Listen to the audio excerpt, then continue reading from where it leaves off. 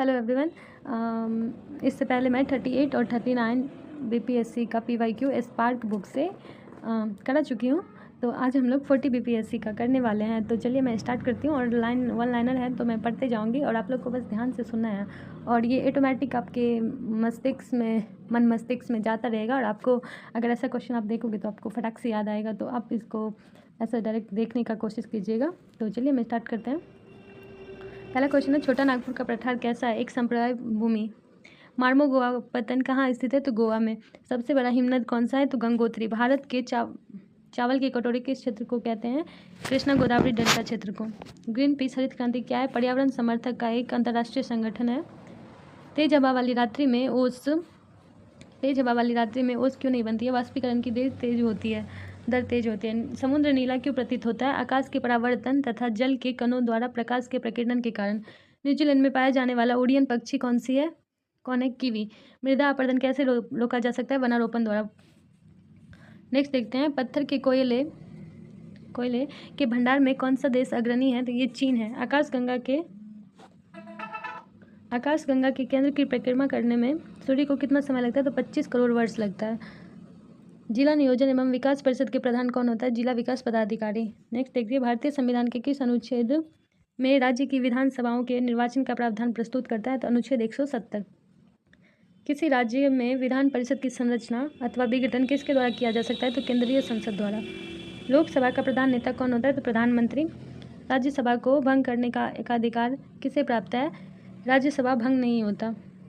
यदि किसी राज्य की विधानसभा का अध्यक्ष पद त्यागना चाहे, यदि किसी राज्य की विधानसभा का अध्यक्ष पद त्यागना चाहे तो वो अपना त्यागपत्र किसे देगा? तो वो अपना त्यागपत्र उपाध्यक्ष को देंगे। लोकसभा को उसके कार्यकाल की समाप्ति के पूर्व किसके द्वारा भंग किया जा सकता है? राष्ट्रपति द्वारा, मंत्रिपरिषद की सलाह पर। स्पार्टा का पूर्ण रूप क्या है? South Asia preferential trade agreement. भारतीय अर्थव्यवस्था में संयुक्त क्षेत्र का क्या अभिप्राय है? किसी उद्यम में सरकार एवं निजी क्षेत्र दोनों ही सम्मिलित स्वामित्व है। बहुउद्देशीय नदी घाटी परियोजना को आधुनिक भारत के मंदिर किसने कहा था? जवाहरलाल नेहरू जी ने कहा था।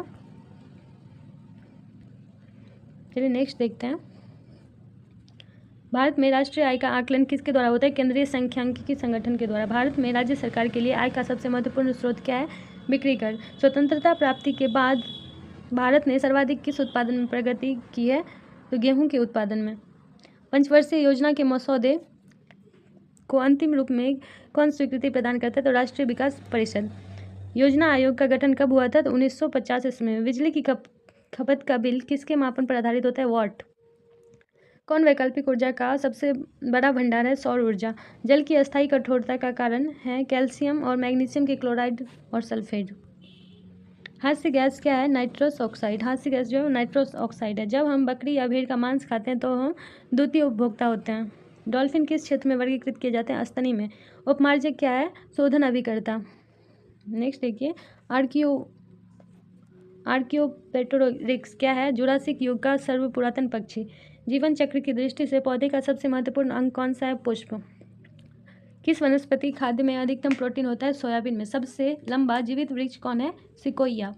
एस्पिरिन क्या है? एंटीपायरेटिक। नेक्स्ट देखिए, बिहार कांग्रेस सोशलिस्ट पार्टी का गठन कब हुआ था? 1934 ईस्वी में। 1830 ईस्वी के दशक में पटना नगर किस विद्रोह का केंद्र बना था? बहावी आंदोलन का। किस क्षेत्र में 1855-56 ईस्वी में संथालों ने अपनी सरकार की घोषणा कर दी थी? भागलपुर राजमहल। बिहार में पहली चीनी मिल कहाँ स्थापित हुई थी? मढ़ौरा में।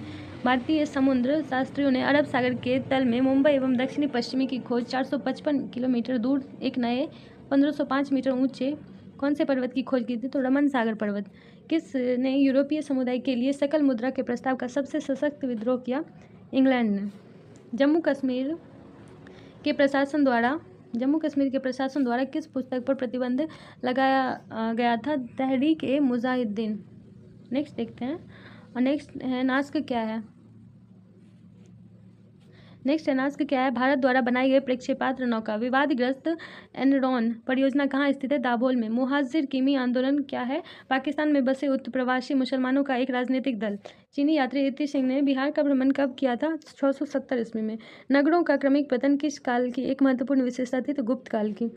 ओके, नेक्स्ट देखते हैं, कौन सबसे पूर्वकालिक जैन ग्रंथ कहलाता है? 14 पूर्व। बराबर की गुफा का उपभोग किसने आश्रम गृह के रूप में किया था? आजीविकों ने।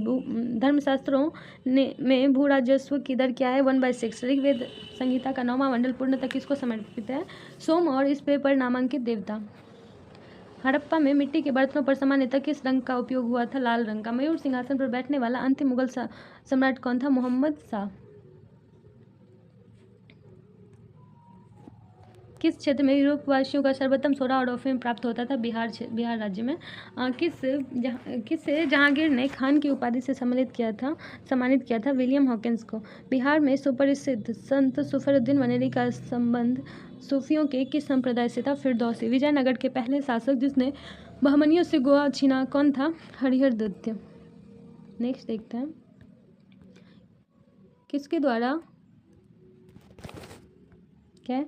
द्वारा मंदिरों में प्रवेश के अधिकार की मांग की प्रस्तुति के कारण 1899 ईस्वी में तिरुवनवेली में भयंकर दंगे हुए थे? नाड़ा शास्त्र। महाराष्ट्र के किस समाज सुधारक को लोकहितवादी कहा जाता है? गोपाल हरि देशमुख। रेगुलेटिंग एक्ट के प्रावधान के अंतर्गत बिहार के लिए एक प्रांतीय सभा की स्थापना कब हुई थी? 1774 ईस्वी में। आगे देखते हैं, बिरसा मुंडा के गुरु कौन थे? आनंद पांडे। बिरसा मुंडा के गुरु थे आनंद पांडे।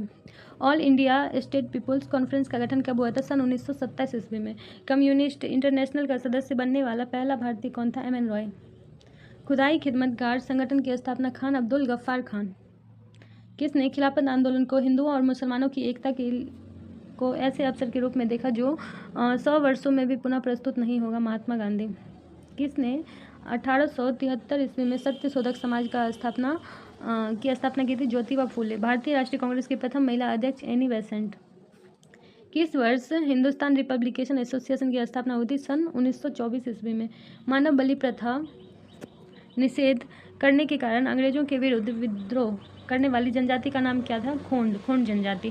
किसने 1857 के विद्रोह को एक षड्यंत्र की संज्ञा दी थी? Sir James Outram and W Taylor. तो ये 40 बीपीएससी का पीवाईक्यू कंप्लीट हुआ। अब नेक्स्ट वीडियो में हम 41 बीपीएससी का देखेंगे। आई होप आप लोग को पढ़ने में दिक्कत ही नहीं होगी। Thank you.